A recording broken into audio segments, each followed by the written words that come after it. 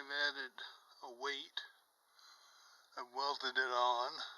Basically, I used the Yoke clamp method to determine where weight needed to be added, and I also did a little bead weld here before I added the weight, just to add a bit more weight on this side of it, because that seemed to be where the weight needed to be.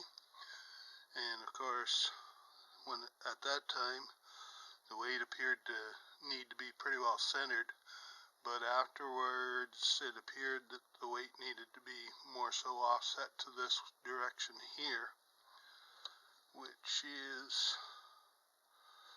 about 90 degrees from where the original weight was, but that doesn't surprise me.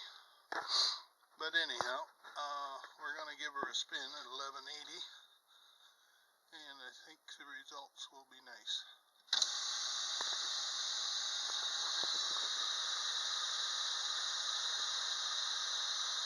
I think I'm going to get it much better than that, and everything looks to be running reasonably true, so I'm kind of happy with that. So I think we'll call that one balanced.